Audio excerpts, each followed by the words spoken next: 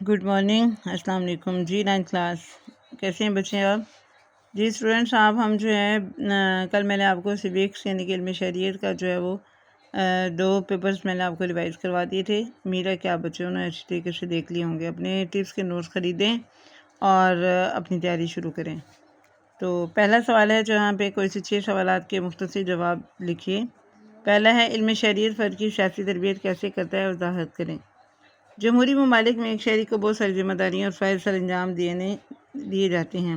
علم شریعت شہری کو اس قابل بناتا ہے کہ وہ تمام ذمہ داریوں کو نبھا سکے اور فرائض سر انجام دے سکے۔ یہ شہری کو ملک کے امور میں حصہ لینے کے قابل بناتا ہے۔ علم شریعت مقامی، صوبائی اور قومی حکومتوں کے متعلق تمام معلومات فراہم کرتا ہے اور شہریوں کے ان کے حقوق سے باخبر کرتا ہے۔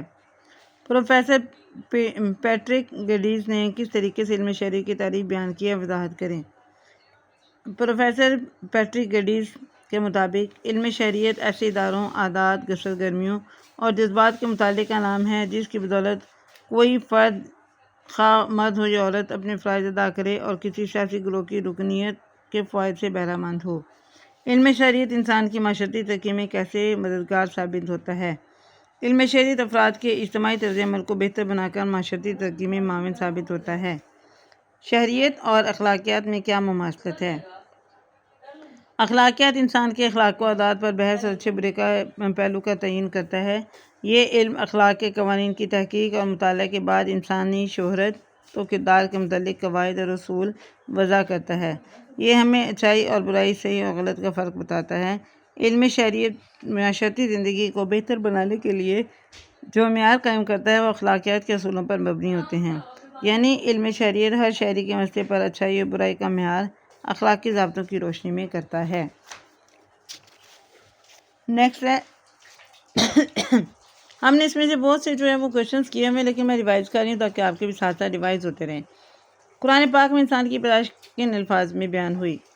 اس کا جواب ہے، قرآن پاک میں اللہ تعالیٰ نے فرمایا، لوگو، ہم نے تم کو ایک مرد اور ایک عورت سے پیدا کیا، پھر تمہیں گروہ اور قبائل میں تقسیم کر دیا تاکہ تم ایک دوسرے کو پہچان سکو۔ در حقیقت تم میں اللہ کے ہاں بہتر وہی ہے جو زیادہ پرہیزگار ہے۔ آگے ہے، فرد کی اہمیت بیان کریں۔ فرد معاشرتی گروہ کی اکائی ہے۔ فرد سے خاندان، برادری، معاشرہ، قوم اور ملت وجود میں آتی ہے۔ مزید یہ کہ کاروباری حکومت کے کسی بھی شعبے کی تنظیم فرد کے بغیر مکمل نہیں ہوتی۔ اگر فرد نہ ہو تو پھر خاندان، برادری، معاشرہ، قوم اور ملت کا کوئی وجود نہیں۔ جب یہ سب نہ ہوں تو پھر ریاست بھی نہ ہو۔ لہٰذا افراد کی اہمیت اپنی جگہ مسلم ہے، یعنی کہ قائم ہے۔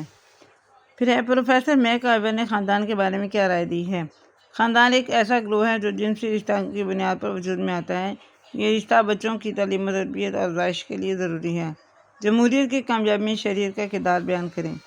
جمہوریت کی کامیابی میں حکومت کا کاروبار شہری چلاتے ہیں۔ علم شریعت شہری کو جمہوریت کا احترام سکھاتے ہوئے کاروبار چلانے کے قابل بناتا ہے۔ جمہوریت میں سب سے زیادہ فائدہ اس ملک کو پہنچ سکتا ہے جس کے شہری تعلیم یافتہ اور سیاسی طور پر باشعور ہوں۔ علم شریعت شہریوں میں احساس ذمہ داری پیدا کرتا ہے تاکہ وہ تعلیم کے زیور سے آراستہ ہو جائیں۔ نیکسٹ ہے، قوم اور قومیت میں کیا فرق ہے؟ قوم اور قومیت کے درمیان درج ذیل فرق ہے۔ قومیت لوگوں کے درمیان پائے جانے والا وہ احساس یا جذبہ ہے جس کی بنا پر وہ متحد ہوتے ہیں، جبکہ قوم افراد کا ایسا گروہ ہے جس میں جذبہ قومیت موجود ہو اور سیاسی طور پر منظم ہو کر اپنی آزادی کے لیے کوشاں ہوں۔ قوم ایک جسم کی مانند ہے جسے دیکھا جا سکتا ہے۔ جو قوم روح کی مانند ہے اور جسے محسوس نہیں کیا جا سکتا، وہ قوم کی بنیاد قومیت پر ہے۔ جی تو اسٹوڈنٹس، میں نے آپ کو یہ جو ہے آپ کے پاس پیپر کا آج پیپر نمبر 2 جو ہے وہ ریوائز کروایا ہے۔ پہلا سوال اس کو غور سے دیکھیں، پڑھیں، لکھیں اور اچھی طریقے سے یاد کریں۔ God bless you all.